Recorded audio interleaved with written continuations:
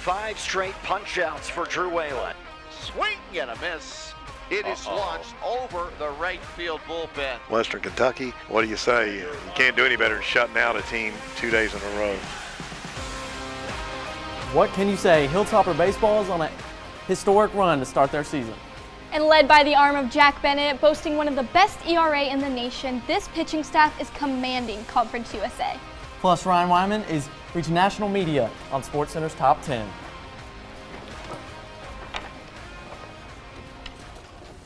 Pass is called one-handed grab. Are you kidding me, Dalvin? Dug him with space inside the 10. Looks to break the tackle, and he breaks the end zone. They will keep it on the ground with Wales. Not only will he get the first down, he'll get the touchdown and the championship. Use it for Rogers for 3 for the win. Western Kentucky does it great. The grass is red in Kentucky. Holy moly. The Hilltoppers are champions of Conference USA. Welcome inside of Studio 2, the home of the Extra Point. I'm Lincoln Bryant, and that's Megan Geisler. And Lincoln, we are so excited to be back for another hour of local sports. Let's start with Hilltopper baseball and their dominant sweep over Sam Houston. Lincoln, what were some of your key takeaways from the series? Well, Megan, one of my key takeaways is that this team was amazing with their pitching staff. They absolutely shoved. They literally made history. They only allowed 1 run the whole series, and that is the first time since 1982. With those 33 strikeouts and, as a staff, a .33 ERA, they were just dominant over those hitters, and they got the win in the series. It wasn't just their pitching, though. One thing they were very, very good at was they were aggressive on the baseline. I saw more stolen bases than I think I've ever seen in a game before. I think in one game, in the 4th inning alone, they had 4 stolen bases in 1 inning. That is crazy to me. And that's something that, yeah, they are so aggressive. If they see the opportunity, they dive for it, literally. They are on top of everything, stealing the bases and getting those hits that matter. Yes, they were so aggressive on the base pass, and there's one player that I really want to point out, and I'm going to say it, call it triple-triple, because his name is Kyle Hayes, and he went 5 for 9 on the series with 3 extra base hits, 3 runs scored, and 3 runs batted in. He was that guy for Western. His name's Kyle Hayes. He got it done hitting the ball. Yes, they had great hitting. They had great pitching. They had great stealing of the bases. I think overall, we have a pretty solid team this year. I mean, we're undefeated at home. I was there for most of these games, and I was just in shock the whole time about how fast things were moving and everything else that was going on. It was a fast-moving game, especially with all this weather we've had. They were able to do so well, and sometimes not the best environment. And now, the Tops traveled to Nashville for a top 25 matchup on Tuesday. Let's hear the sounds of the game from Music City.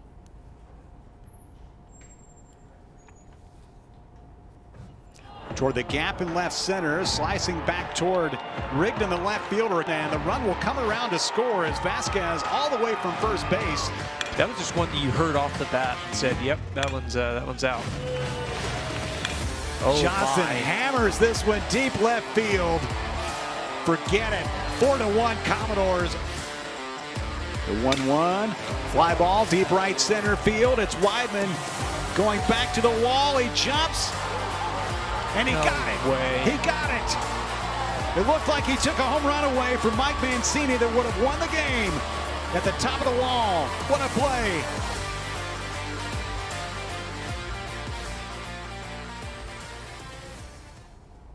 In the big stage of Music City, the Tops fell in extras.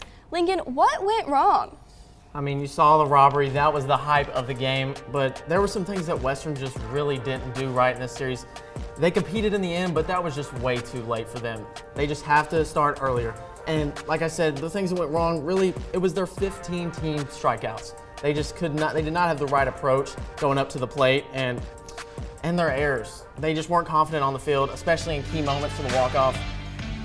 It just really wasn't working for Western in the middle of the game.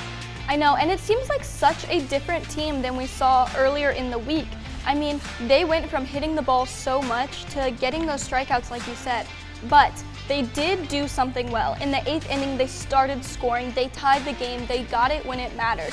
And we cannot talk about this game if we don't talk about that amazing catch. I know, Lincoln, you were there when it happened. Tell me what you were thinking. I literally heard the lady behind me scream, "Oh my gosh," and I was behind a camera and I didn't really see it going, and I thought it was a homer, but then I saw Ryan Wyman screaming with his chest out, and that was his best play of the game. Like I said before, it got on the top 10 of SportsCenter, top 2. Like you said, it could have been number 1. I think it was number 1 personally just because of the hype of the game. It could have been the win for Vandy, but unfortunately we fell to him after that R.J. Austin walk-off. Now let's hear from Coach Raridan on the loss to Vandy. I guess, for us, we got to limit strikeouts. We have 15 strikeouts tonight, and we're better than that.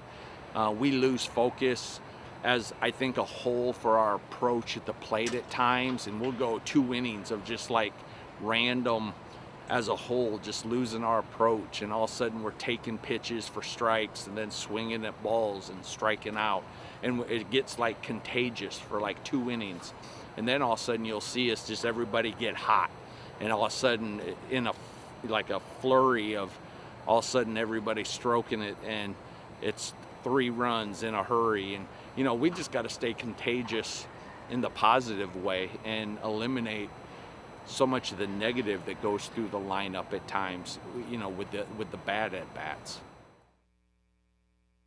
Saw the Tops against another top 25 team with Vandy, but they're going to go play one more. So let's look ahead to another top 25 matchup against Dallas Baptist. Lincoln, what makes the Patriots top 25 good? They are just a great team offensively, all over the board. They're killing the ball. I mean, last week in their series against New Mexico State, they had 23 total runs. Like, you don't see that from a team in a series often. And then there's their .311 team batting average. This team is killing the ball. But there is one thing they don't do that well, and that is their ERA. I feel like Western's offense can put up a lot of runs because they average 5.2 runs a game. And their offense is good, but I think Western's offense can be better. The one thing I am worried about is Western tends to play better when they are at home. And we are playing Dallas Baptist away. And if you look at the stats, Western has only won 1 away game against Dallas Baptist, whereas Dallas Baptist has won 2 home games.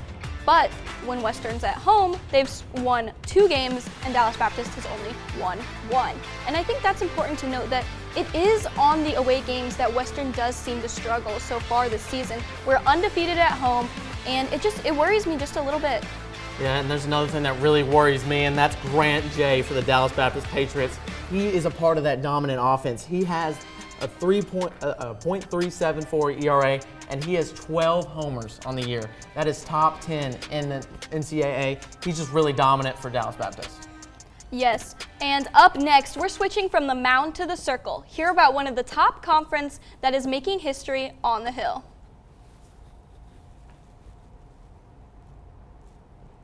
When I was in foster care, I never knew when I would have to move. So I always had my suitcase ready to go. Then one day, I was adopted.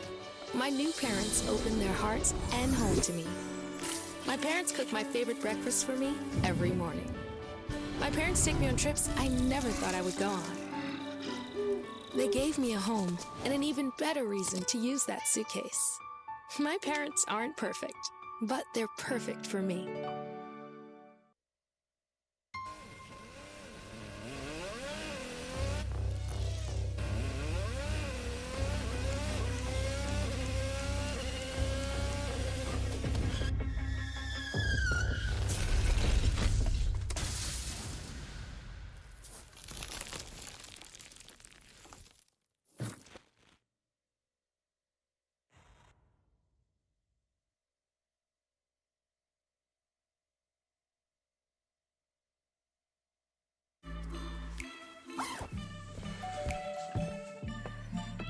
Yo, camping buddy.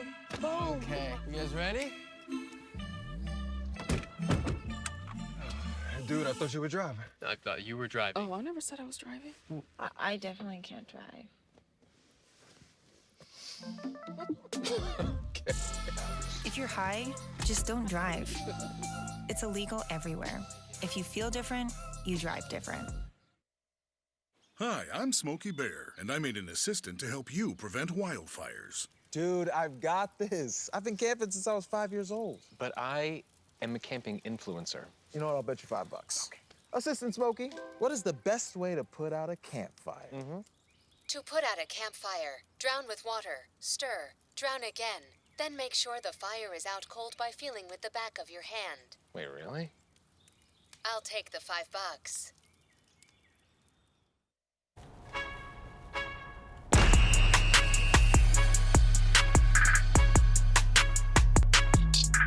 Welcome back to the Extra Point. It's time to talk about some Hilltopper softball. Let's start with WKU series against La Tech, where the Tops won 2 out of 3 in their conference game.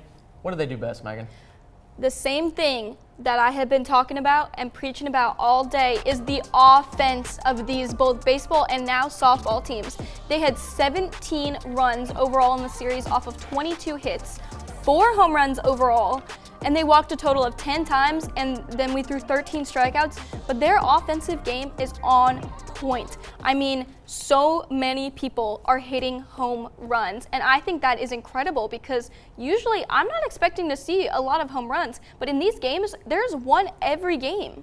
Exactly, and there's also their pitching. You got to account for Ryland Smith. She is that girl when it comes to being on the mound for Tudor. Tudor's just so confident when it comes to Ryland Smith. She got 2 wins over the series. She had 1 complete game shutout and the 7 Ks over the weekend and only allowed 4 hits. This team was not hitting off of Ryland Smith. They were not touching her, but she was just really the dominant for them, and they could turn her like they did in Lipscomb. The Hilltopper offense posted 8 runs against them. And Megan, what were their keys to success? Again, gonna say it again. You're gonna be tired of me saying it by the end of the night. But it was their offense. I mean, if we look at Annie White this time, Annie White had 3 runs scored and a 3-run homer by Annie White. She was hitting nonstop all night. And we also had a 2-run home run by Randy Drennan, and this was her first home run of the season, which is great for her. Also, Charlotte Heron, 2 RBIs. We are hitting almost every ball that comes the Hilltoppers' way. And you're right, you're talking about the hitting. Well, I'm going to bring up the pitching again. Ryland Smith was back out there for Lipscomb, like I said. And they threw, it was like, you said the offense, it was 8-0. But then Lipscomb tried to come back in the 6th inning, but there was a shutout until that 6th inning where Ryland Smith was throwing absolute dominance. Then Maddie Wood came in, but she would give up the 3 runs, or Ryland gave up the 3 runs. But they controlled it. Lipscomb couldn't come back, and Western got the win. I'm really impressed with WKU's softball performance so far this season. I've seen them on multiple occasions, and I think both our baseball and softball teams are really setting themselves up for success. But next up, we are going back on the bump. How did the hometown Purples face off in their matchup against St. X? And what is South Warren baseball doing right to be the top team in the state? Find out next on the Extra Point.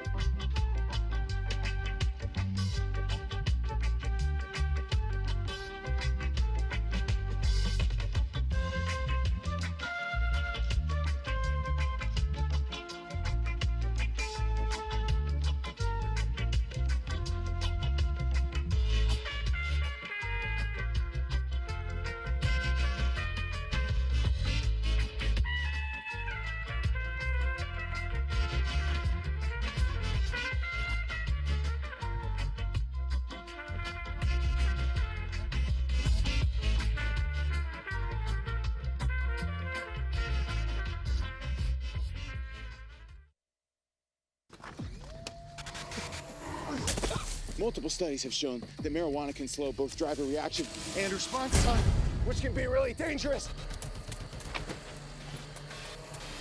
He's here. He's here. Wait. What? I can't drive. Why? I'm high. Oh.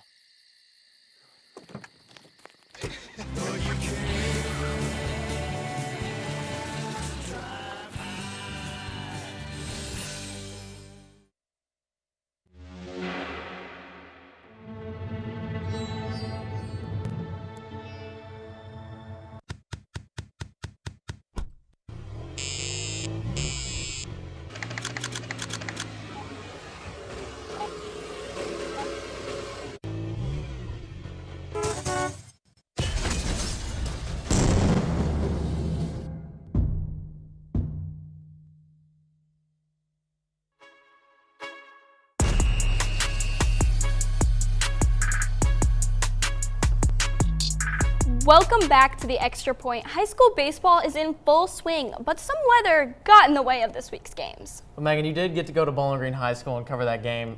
Really, I was just glad that you got to go see some baseball during these storms that we had that were terrible, but you got to go see some baseball. It was a great game, some comeback wins. We had some flipping of the script, flipping of burger patties. Let's take a look at some of those highlights. The first inning of this game was definitely the most exciting, and it started off hot with St. X number 21, Brody Benefield, hitting a 2 RBI home run. But the Bowling Green Purples were quick to combat this little run with Harrison Yates hitting a double, thus giving the Purples the lead. This little girl was not impressed though. She knew the Tigers would make their way back, and the Purples did not stand a chance. The Purples are good at baseball, but they are even better at tag. It's like the ball is scared of them. They evaded the out once, now they evaded the out twice, and one more time, take a look at this, they're gonna evade the out for a third time. Now, I knew that little girl knew something that I didn't, because St. X makes a huge comeback, and it starts with number 10, Wyatt Graven, hitting a bomber to send 2 of his teammates home before ending it out with a real nice slide in the third. Then we end it just as we began with Brody Benefield hitting a rocket, running the first and allowing his teammate to slide right into home. Just like these burger patties, the St. X Tigers flipped the script in this game, winning 9-8. But down the road, South Warren is top 10 in the state. Lincoln, how are they looking this good? Well, I was an alumni recently there, and we were just not that good as South Warren is this year. The Spartans are really cracking down on winning games. They are 9-1 already in the season. This team is just looking great. They have a WKU commit, Ethan Reynolds, and he's hitting .545 for them right now. Their offense is just so dominant. I think this team could go all the way through the region tournament and then go to state tournament and do better there. Yeah, Lincoln, if there was one thing you can point out about the South Warren Spartans that you are like, this is what they're good at, this is why they're winning games, what is one of those things? I feel like it's their young pitching that really just does it for them. It leads off with their senior, not the youngest one, but he's the senior, Mikey Cordini. He's got 24 Ks already this year. He's only pitched three games, and he has that .47 ERA with 15 innings pitched. He's just very dominant for them, and they have a young bullpen. But they're doing it. They're getting the job done, like Jacob Lobb and Austin Allen. They're both getting a great job. And in a recent prep poll, they're 6th in the state. South Warren is getting it done. I mean, we got to go see that game. We saw one of these South Warren games. They were playing East Warren, and I was really impressed about how they played and how aggressive they were. You could tell they were really going out for every hit, going out for every out. They were putting in the work, and I think they're really starting to see it pay off. Next, learn about the key transfers WKU football is getting. And football analyst Gus Warren joins the show with a film breakdown on quarterback Maverick McIver, next on the Extra Point.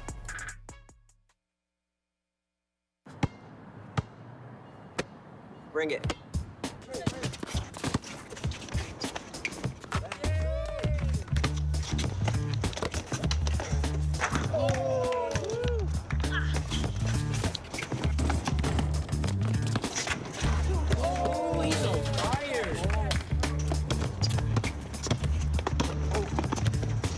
Time out, guys. I'm late to dinner. My mom's gonna kill me. Catch you guys later. Mom wants us home. Okay. Bye, guys. You guys need a ride? Sure. Yeah. All right. How about some one-on-one? I gotta go eat, man. Sorry, I'll see you later.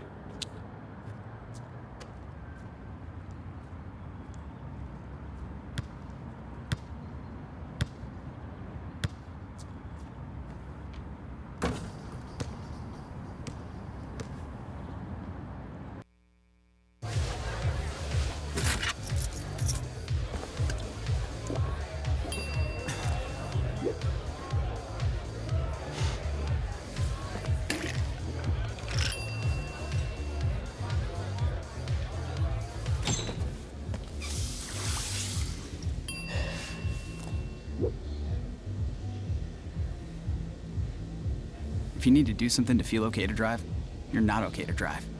Don't drive buzzed.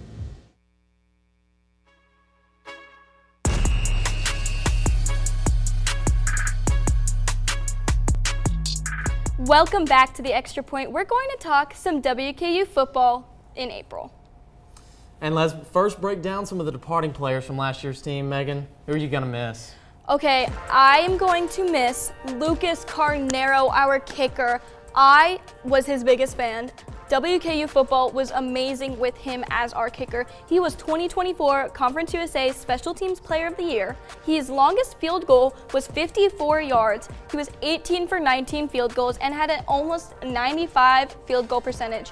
I'm gonna miss him so much. He was just, I see him going to the NFL someday. So I really think that we lost a good one there. He was always really dominant for Western when he would go out there and kick those 50-plus yarders. Like, you don't see that often in college football. But I'm really going to miss TJ Finley and Caden Velkamp. You know, Caden Velkamp being that Southbourne alumni, I did get to watch him in high school, so I was excited to see him play for the Toppers. And he was good, but it might not have just been the place for him. And I'm excited to see what he does at Liberty because I think that's more like his home. But Megan, who are you really excited to see that's coming in? So you mentioned that we're losing two of our quarterbacks that we had last season, but we are getting a new quarterback, Maverick McIver. He came and he is actually coming with his head coach, Rick Bowie. And Rick Bowie is going to be the offensive coordinator and quarterback coach for Western Kentucky. So they're familiar with each other, they know each other, and I think that's going to be a really good addition to the team because of that great chemistry they already have. You're right. That's definitely right. There's definitely going to be some chemistry there. And we can also improve Western's run game with Lavelle Wright coming in from Austin Peay. He's a great running back, and he's played at UK. He has that SEC experience. He's going to be that guy for Western that really can improve Western's run game, and I'm excited to see him play for the Tops. And now let's hear from receiver Musa Berry on what fans can expect from this Hilltopper offense. Matt, he came in here ready to roll. Soon he committed, I texted him, like, let's get going. Coming in with his OC, it's just been a smooth transition with him. And, they're trying to throw the ball, that's lovely for us. So, I'm saying, we love that. Coach Bowie's bringing in the explosive, air raid offense. And, some of the concepts are similar and whatnot, but, he's just adding his pieces and bits to it, and I love it. Coach Bowie's an exciting guy. He's encouraging every time I see him, high energy. I love that. I love to play for a coach like him. Now we are joined by lead football analyst Gus Warren. Gus, what can Hilltopper fans expect from Maverick McIver? I mean, there's only one thing: fireworks, points, a lot of yards, and a whole lot of touchdowns. And a lot of bombs. A lot of bombs. Beautiful He's throwing balls. the ball. I mean, just look at what he did at the FC at Abilene Christian. 3,847 passing yards, 30 touchdowns, good for 7th in FCS, 2.3 touchdowns a game, also good for 7th in FCS. He was top 5 and top 10 in a lot of stat categories.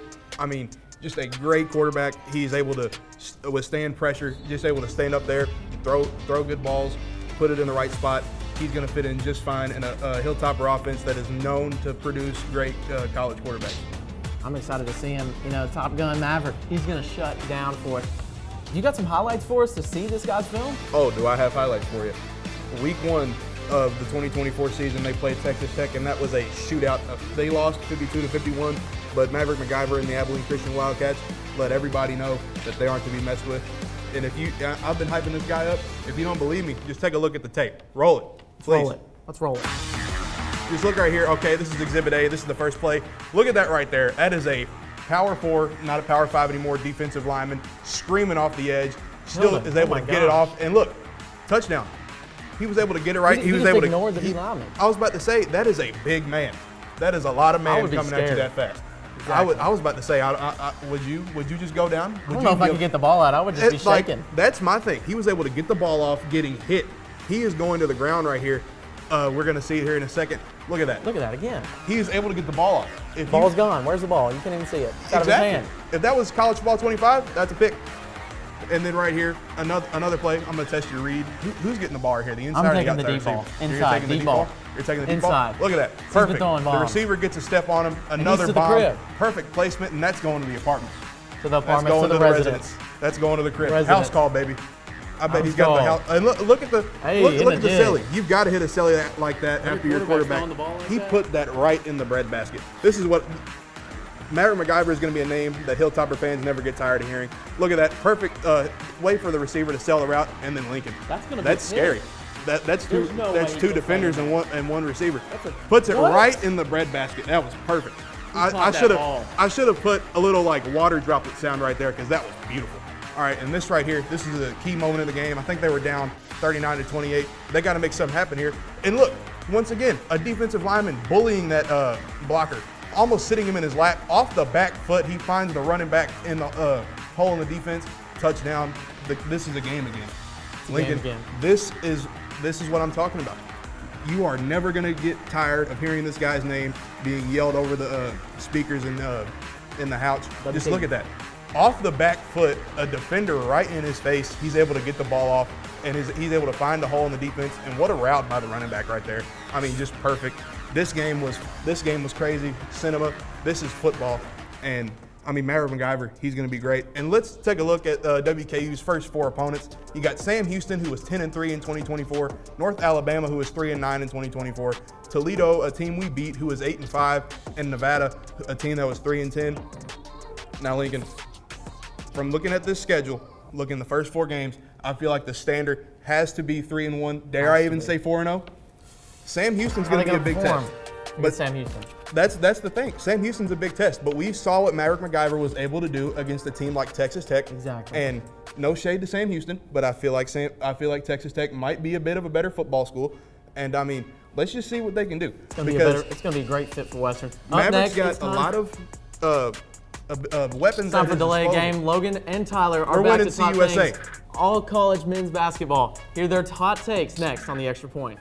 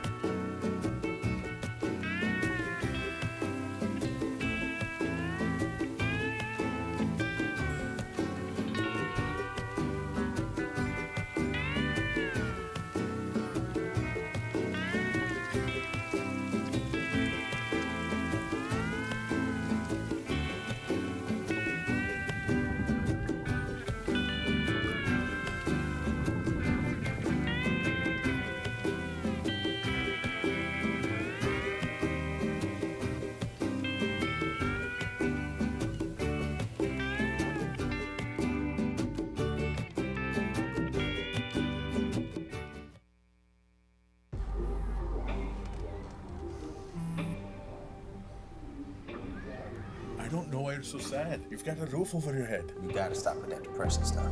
That's what white people think. You all right? It just feels like it's coming from everywhere. Do you want to talk about it? You can talk to me if you're feeling sad. Whenever you need to talk, I'm here, okay?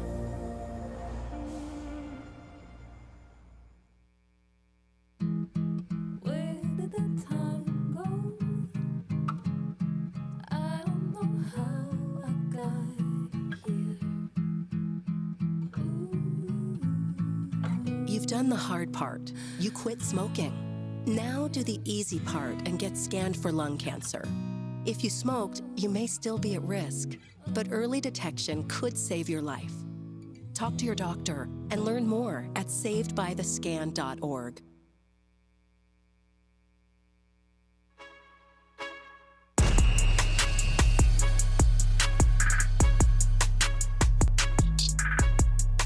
Welcome back to the Extra Point. It's time for everyone's favorite segment, Delay a Game. A quick reminder, each contestant will have 40 seconds to argue their point without interruption. After that, the gloves are off. Today I'm joined by Logan Blanford and Tyler Fernandez to talk some college basketball. First up, let's talk about the coaches. Tyler, who is taking home Coach of the Year? Well, there's been a lot of worthy candidates, but there's always one gem, right? One gem that stands out above the rest, and he's from the old cow town of Auburn, and his name is Bruce Pearl. Let's take a look at those stats here. But #1 overall seed, right? Not #1 in a region, not #1 in the SEC, #1 overall seed. And by the way, this is his second Final Four appearance during his tenure at Auburn. And he's #1, and most of the time, Auburn was #1 in the nation for most of the season, as well as being #1 in the SEC, and they won the regular season title. And that's going to be very important to when you're looking out for a Coach of the Year. And by the way, he was named AP Coach of the Year just this morning. Well, that was one award. Logan, who's good? I think John Shire's going to be getting the Naismith Coach of the Year award. You look at it, he's 35-3 on the year. First Final Four in his third season with Duke. Look, he was put in a very difficult position when he had to step into the shoes that Coach K left when he retired, and he's done nothing but excel. I mean, he's outscored his opponents by nearly 100 in this NCAA tournament, and Duke's the #1 ranked team in the country. Whether you want to look at the AP poll, you want to look at KenPom, whatever you want to look at, Duke was the #1 team when the season ended, and they still are. Auburn might have been the #1 overall seed. It was debatable, but I think John Shire is going to take home this Coach of the Year award, no question. Look, Bruce Pearl has had to deal with the SEC. The SEC was the most stacked conference this year. That's an easy argument to use. I mean, I know you're going to go there. Oh, the SEC is the best conference. Oh, the ACC sucks. This year it was. This year was the best conference. Bruce Pearl was the best coach in that conference, and he's been the best coach in the country I don't even know if he was the best coach in the conference, to be honest with you. But that's a different. No, he was number one in the country. Like, you cannot argue the fact, #1 overall seed, that Bruce Pearl is responsibility. Both are #1. I think John Shire's younger. He's a better basketball mind than Bruce What does Pearl. age have to do with it? He's not talking age. Right. Not talking age. Yes, we are. Now we are. I said we are. Next up, let's talk about the Player of the Year. Tyler, who is taking home the hardware? I love that question. Can you repeat that one? I'm just kidding. I'm just kidding. There's plenty of other candidates that you could look at for Player of the Year, but there's always one player that stands out. We're sticking it in the plains of Auburn, and we're going with Janai Broome. Dude is an All-American this year, first-team All-American, and he's averaging a double-double. I'm pretty sure there's not a whole lot of players in the country that average a double-double like he does. He's had 3 30-plus point games. That is nice. I like that. 51% from the field. And no, he's a solid player on offense. He's solid on defense. 2 blocks per game. I mean, and he leads his team. So you cannot argue the fact that Janai Broome is going to get that Player of the Year. He's scary on defense, but who's taking it home? It's going to be Cooper Flagg. Cooper Flagg's the best player in the country. He's the best player in college basketball. Like, this dude is one of the most dominant players I have ever seen play college basketball. He's going to be special in the league, as you can see there. He's going to be the #1 overall pick. He's had 7 games with over 25 points this year, which is pretty unheard of in college basketball. He's got 7.5 rebounds per game, 19 points per game. He is just such a great leader of this team as a freshman, and we're not going to see much more of him. We're only going to see 2 more games of him in a Duke uniform. Yes, 2. So, look, Cooper Flagg is going to take home the Wooden Award. And there's really no ifs, ands, or buts about it. This dude's the best player in the country, bar none. Tyler, what do you think about that? Well, if you're going to take the Brooms, I'm taking Janai Broome, because right now he's been sweeping the competition this year. Tyler, let me ask you a question. Yes. Who do you want the basketball in the hands of? If you, one shot and you need to make it to win the national championship, you want Broome or Flagg? No, I'm taking Janai Broome. Oh, Lord. Oh, that's blasphemous. No. Oh, Lord. Dude, the guy that's absurd. Clutch. You're telling me you'd rather have Janai Broome can't shoot? Janai Broome can shoot. Hey, look, he can drive, he can shoot, he can score, he can do it from anywhere, dog. Cooper Flagg can do that all better. Look, maybe the only part. How many 30-plus point games Cooper Flagg had this year? 2. He's only had 2. Janai's got 3. Probably against Mickey Mouse Cupcake. All right, Mickey Mouse. We're talking Disney. But now it's time for 4 teams remain, Tyler. Who's taking home the ship? Turn that camera 3. Oh, we're doing it again. It's Florida. What's the sign? This is the year for Florida to get it done. Todd Golden has shown that he is a solid coach for the Florida Gators, and they won the SEC tournament title this year, and they've been battle tested. Right? They were in close games. They won a close game against UConn, and they came from behind with like 3 minutes left in the second half, and they beat Texas Tech. They have shown that they are battle tested. By the way, don't let Walter Clayton Jr. get hot. He's a bad man. He's bad. Oh, yeah. And plus, they're #3 in the nation in points per game. Very interesting to hear. And I think the Florida Gators will put a Gator head on top of that. What's that saying? If you ain't Gator, you Gator bait. You are incorrect. You are incorrect. Who's winning the ship? Duke's going to win the national championship. Nice to see you abandon the Auburn theme. I'm sure the folks down there in Central Alabama won't agree with that. Look, Duke is the best team in the country by far. Best starting 5 in the country. Sion James, Con Knippel, Cooper Flagg. You have three top 10 draft picks on this team with Flagg, Knipple, and Mallock, who's a 7'2" beast down low that I don't know how Florida's going to deal with. Again, 35-3 on the season, as you already saw. #1 ranked team in the country. Cooper Flagg, as I said, is going to win that Wooden Award. And look, it's been 10 years since Duke cut down the nets. This is the best team they've had since 2015. What do you think about that, Tom? All right. Oh. You seriously think that a team like that can stop Walter Clayton Jr.? Yes, I do. Alex Condon? Yes, I do. And there's a strange case we've got to get to the bottom of here. What strange case? Oh. What is it with you and alligators? I mean, the Florida Gators, the Greenville Gators. Is there anybody else? Is there anybody else? Is there anybody else? You know what you need to do? You need to go down to Florida, okay, and you need to go to the lake, and you need to fish an alligator out of the pond and take him on a play date with you. That's what needs to happen. We need to get to the bottom of this. This is just absurd. No more Gators. No more Gators. Hey, nothing wrong with picking them as a we're dark at the horse. pond already, but thanks, guys. Next up, we're taking you behind the lines with a young team that has an inspiring story. Don't miss it here on The Extra Point. All right, baby. When I was in foster care, I never knew when I would have to move, so I always had my suitcase ready to go. Then one day, I was adopted. My new parents opened their hearts and home to me. My parents cook my favorite breakfast for me every morning. My parents take me on trips I never thought I would go on. They gave me a home and an even better reason to use that suitcase.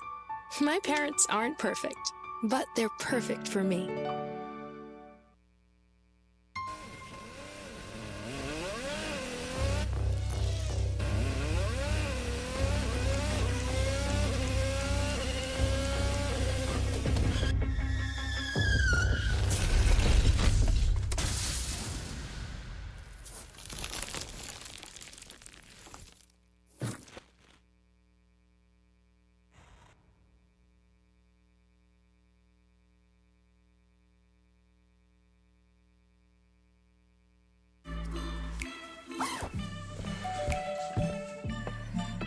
Yo, camping buddy. Okay, you guys ready? Dude, I thought you were driving. I thought you were driving. Oh, I never said I was driving. I definitely can't drive.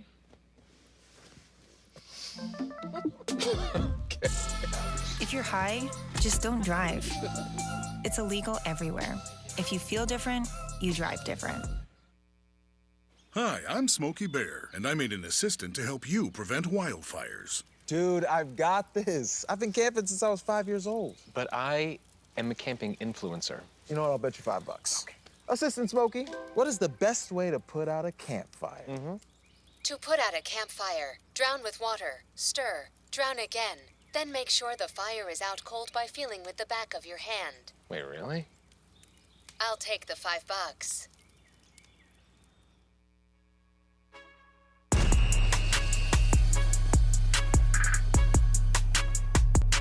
Welcome back to The Extra Point. Reporter Kaylee Marshberry found out what is so special about Greenville lacrosse. There you go.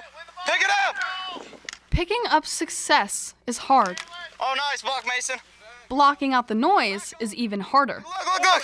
And looking at this team, you wouldn't know the obstacles they've overcome. Last year we struggled a lot just learning this game. We had a lot of new players, we had a lot of young players, and I just told them to stick with it and keep working and keep working. This is the work. Every sling, pass, catch, shot, and goal. But it starts with a coach who is committed. So here's what I want to work on. Well, to keep up with that confidence, we just have to build it, and where we do that is in practice. Especially every day, we learn something that we have to fix before a game, because whenever you're in game, you can't really make that mistake. Clear! And it is clear that they hold their standards high. They're a very hard-working group that is still coming together, but they've been through some adversity together, and they've really learned how to keep coming to work, even though some days it's not as fun. Good. Now! And now, their chemistry is constantly evolving. Being able to correct each other and being able to talk about things that go wrong or whatever, but always cheering one up, always talking to the guy if someone screws up, making sure it gets out of their head and you move on to the next play. Same thing as any other sport. Good, Aiden. Center. And I'm not using you as a bad example. I'm just saying, let's just make sure we don't panic that much, even if there's a guy on us. The word team means more than just players on a field. It's family and the world to me, because I believe that as a team, we can accomplish anything on this field. I think it means somebody you can count on, somebody who you treat as a brother, and while you can argue and you can have your moments, you have respect for one another. And when you're on this team, Figure it out. We're going to do this face-off deal. you are more than just an athlete. And I think that's what needs to be highlighted. It's not just about lacrosse. It's about building relationships, being good men. It's what they do in the classroom, what they do when they're not here. If this team sticks to their determination, they are on the right track to success. I believe that this program is taking a big step forward, and I believe that we could probably be a top-tier team in the state of Kentucky and go even further. For the Extra Point, I'm Kaylee Marksberry. Wow, Megan, it's really cool to see that a lacrosse team is becoming a big thing there at Greenwood. Yeah, the Greenwood lacrosse, their record is 4-2 right now. 4 wins, 2 losses. They beat Scott County 14-1. Wow. They beat Mayo 15-4, and they beat North Hardin 8-1. Those are some pretty impressive scores. They're beating up teams in Louisville? Yeah, they're beating up people everywhere. I mean, lacrosse can't be this is can't a be that hard hard, sport, right? but I mean, I guess we could try it. You wanna? Ooh. Oh, okay. Oh, gosh. So actually, ball's going everywhere.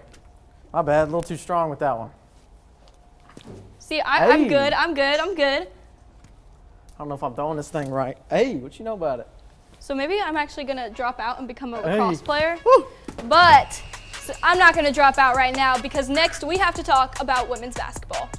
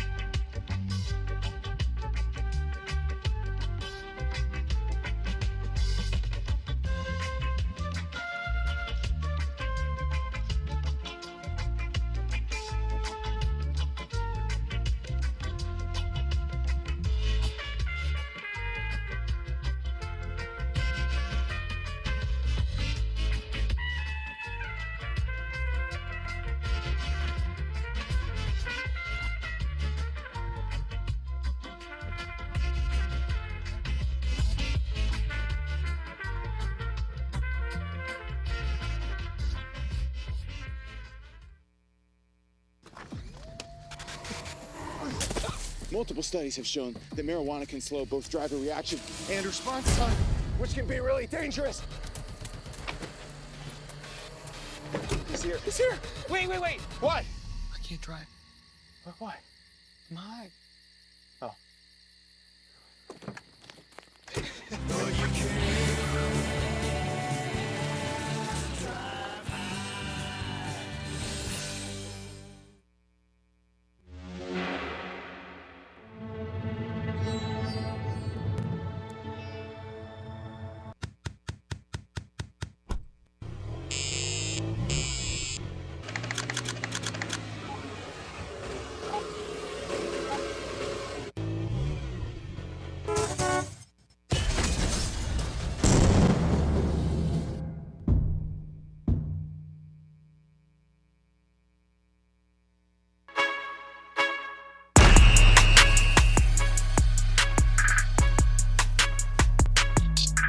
Welcome back to the Extra Point. Logan and Tyler are here to put an end to all of the debates surrounding women's college basketball. I want to know what the lacrosse Logan, stick was for. which coach has more on the line for their legacy in the Final Four? I think it's Corey Close, head coach of the UCLA women's Bruins basketball team. Look, first Final Four in program history, and they've had a heck of a season. The #1 overall seed. Like I said, the first Final Four in program history, which is pretty crazy to think about considering the basketball prowess that we think of when we think of UCLA. But 34-2 this season. The only 2 losses was to those crosstown rivals, the Trojans, but then they came back and beat them in the Big Ten title game. So, look, Corey Close has a lot on the line, I think, because you don't know if they're going to have a team this good again. You know, we don't know if this is going to be a one-year thing or if they're going to be able to continue this. So that's why I think there's a lot of pressure to get it done this season. All right, time's up. Tyler, it's your turn. Well, as they all say in that little song by Diana Tucker, in their younger days, they called her Delta Dawn. And I'm talking about head coach of South Carolina, Dawn Staley, and there's nothing stale about her coaching style. All right, 30-3 this season, but this is her 7th Final Four appearance in the NCAA tournament in her tenure. They won both the regular season and the tournament championship. And they only lost one SEC game, only one, and that was to Texas. So when the game's on the line, you got to turn to Dawn Staley because she is a phenomenal coach, and she has shown it year after year that her coaching is what got him here and not. All right, time's up. But Tyler, why would Dawn Staley have more on the line? She's a 3-time national champion, right? Well, if you want to repeat, then yeah. If you target. But look, if target on her back. But if Dawn Staley doesn't win the national championship this year, there's going to be it may be championship or bust, but there's going to be no disappointment in Columbia because look, they have had it made these past few years with their women's basketball program. If they lose. It's more than just that she had this size player in Camila Cardoso. She's a solid coach, and when her game's on the line, she's going to be solid. Dawn Staley. So how does she have more on the line than the coach that's never been here before and wants to win it for the first time? That doesn't make any sense. Because Dawn Staley's going to show Corey Close who her mommy is. That's what's going to happen. Oh, okay. Just get out of here. Come on, man. Don't be hating on anybody. Look, man. Don't be hating. Well, I'm not hating. I'm just saying she doesn't have more on the line. All right, moving on. Our next question is about the players. Logan, which star is winning the most outstanding player in this year's tournament? Well, I'm going to go with Chloe Kitts. Look, she has really stepped up for South Carolina in this NCAA tournament so far. 8 rebounds per game. She's had double figures in every tournament game so far. 2 of those being double-doubles, by the way. And then she won MVP of the Birmingham Regional where they won in the Sweet 16 and the Elite 8. So look, Chloe Kitts has really been a big part of this tournament run for South Carolina. Their leading scorer, Joyce Edwards, has kind of been off as of late. Chloe Kitts has really stepped up, and she's on track. I mean, if you look at those numbers, double figures in every game. If they win the national title, Chloe Kitts is going to be MVP this tournament, regardless of anybody else's play, because she's already got the stats in these first 4 games. All right. Logan said his piece. Tyler, what's your opinion? Not a bad pick, but I'm going to turn to Chapter 5, Paige Beckers. She has just been elite. I thought it was this Chapter tournament. 8. Don't you dare talk over me, son. She averages 20.1 points per game. That is 3rd in the Big East. She is also 2nd in the Big East in field goal percentage at 54%. And she was named Big East Player of the Year. And I want to look at that last point right there. That last point, 105 points through 3 games. She has played her best basketball, not only over the course of the season, but at the right time. All right, battle it out. You can't argue with Paige Beckers, man. Paige Beckers, she is a beast. She has been consistent this whole tournament. She's good, but Chloe Kitts has done way more in this tournament for South Carolina than Paige Beckers has for UConn. Oh, no. Look, South Carolina's been looking How many for somebody 40-point games does Chloe Kitts have in this tournament? Oh, please. 40 points. Oh, please. Zero. Goose egg. Goose egg, 0. None. None whatsoever. That's just a cheap shot argument, I'll tell you what. Oh, no. Paige Beckers. If I need a teammate on lacrosse, even though we're not talking about it, give me Paige Beckers all day. All day, every day. Paige Beckers is winning it. She is the best player on the best team. You know, maybe we should hash it out with these lacrosse sticks after we're done. After we're done with this argument, because that's just a ridiculous. I'm sorry. That's just we might need to make the different uses of lacrosse sticks. Okay. You missed that one. Yeah, I missed that one. Just like the women's tournament is going to a nail biter, but only one can take home the chip. Logan, who is going to win the women's national title? It's going to be South Carolina.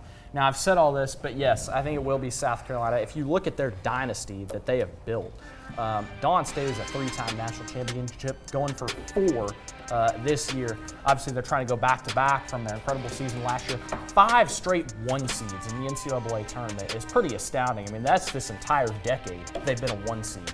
That is a different level of dominant, especially in women's college basketball, where you can have some changing landscapes, and now, of course, with the state of college sports, a lot of things changes. But look, South Carolina, they're the SEC champions, as you so kindly put. And they are going to win this national championship, I believe. I think they're going to go back-to-back, and they're going to go down in history. Interesting. Interesting you think that. I got 3 words for you.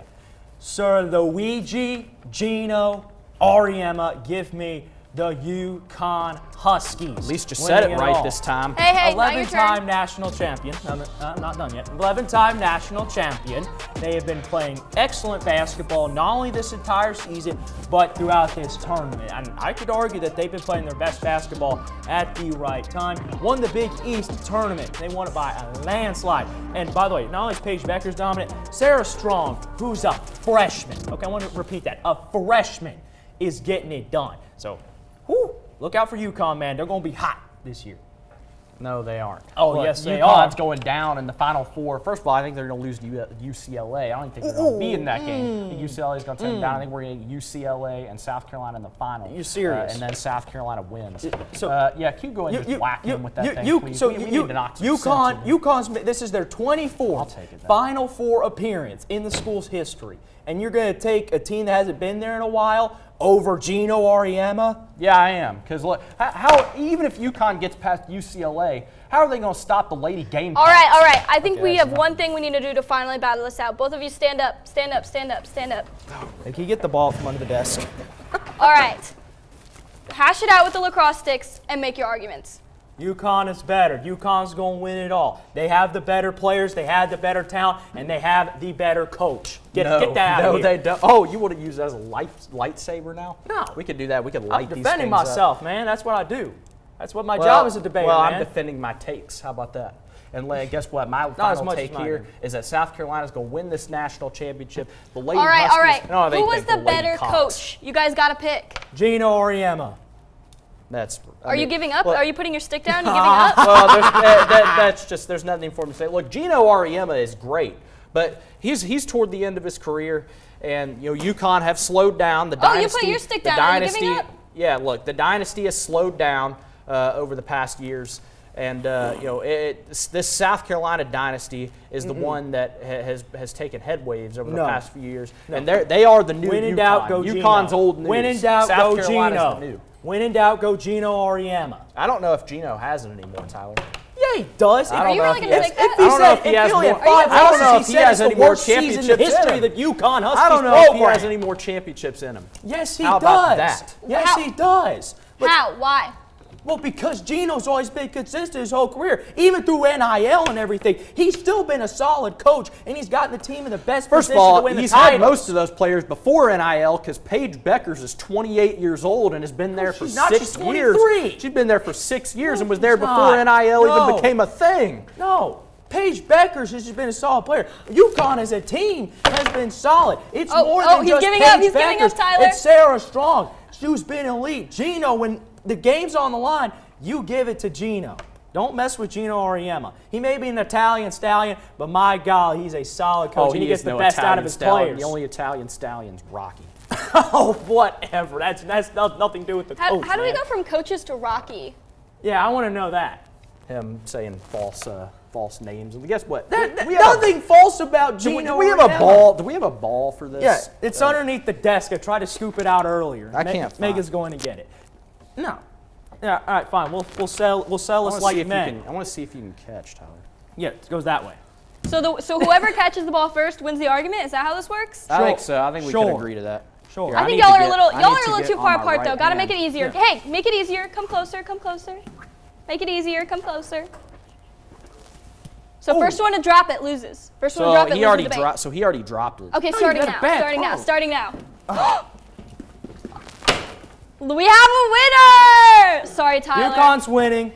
Well, you didn't catch the ball. I don't play lacrosse. I don't either. Never played lacrosse in my life. I'm just like that. Yeah, All right, well, whatever, up man. next, Best of luck to Ryan everybody. Weidman made national headlines this week. Don't mix, going for 2 here on the Extra Point. What was that? Bring it.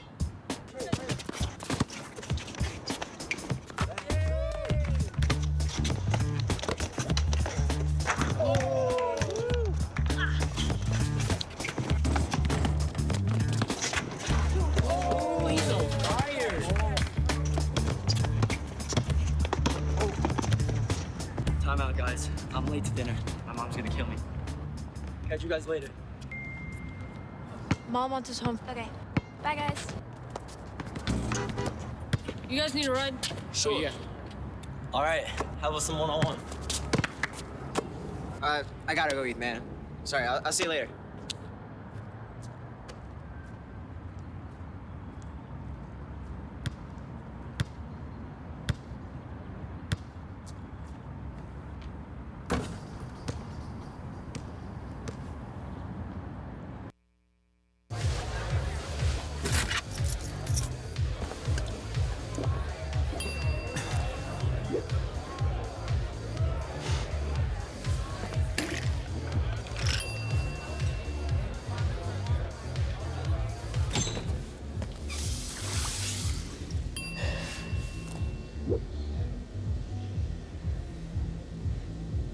If you need to do something to feel okay to drive, you're not okay to drive. Don't drive buzzed.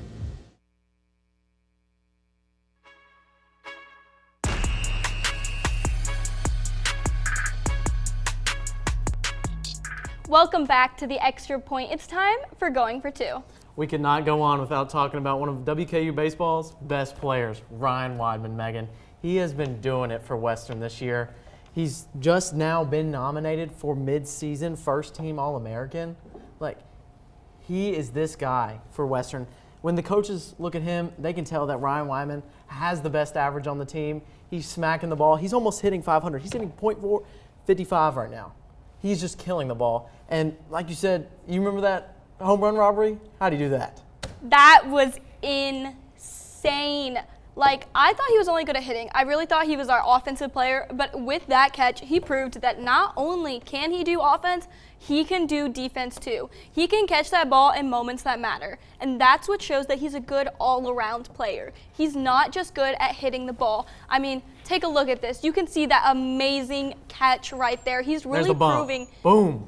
He's proving his worth on both offense and defense. Like, reaching over the fence, that I wish I could have seen it live. I wish I could have seen it live. I had ladies behind me, like I said earlier, just screaming. Like, I probably would have been one of those ladies screaming. The Vandy guys were just not happy. You could tell that they were just really upset that they were like, oh my gosh, did we just get a walk-off win? Nope. Ryan Ryman has the ball. He stopped them from winning the game right then and there. That would have guaranteed Vandy's win, but because he was able to stop it, we were able to go on to extra innings. And it really showed how good of a player he is. And if you remember, Sam Houston, I was at that game, and oh my gosh, the amount of bases he stole should have been a felony. Should have been a felony with how much he stole. Like, he was literally stealing, I swear, every base. That's flying? like, what, 10 counts? Felony stealing? Ooh. Isn't that a thing? But yeah, he was taking all those bags home for dinner. He was taking every base. Taking them home. He stole more bases than he would run. He's up for that Golden Spikes Award watch list. He deserves it. I mean, he's flying. Can we count what he can do well? He can run the bases. He can hit the ball. He can catch the ball. He can run. And he can get the ball. And get the ball. Exactly. He can catch the ball. He can throw the ball. You think he can pitch? I feel like he could. Like, if we really put him up to pitching, he's like all around. Like those guys in high school, like you pitch and you play. So yeah. He might not have been the best pitcher, so he's not on the mound now, but in high school, he was probably throwing gas. Yes. He had to have been throwing gas in high school. Like just straight missiles. He is phenomenal. I really think that he's going somewhere. I hope he stays with Western. Shout out Ryan Wyman, bro. Please come give me a handshake. I love you. You're a great player. I think Lincoln has a celebrity crush. Your swing is beautiful. He's my celebrity crush on the baseball team. You know what it is? But unfortunately, that's all we have for you today. See you next week. And as always, the extra point is up and it's good.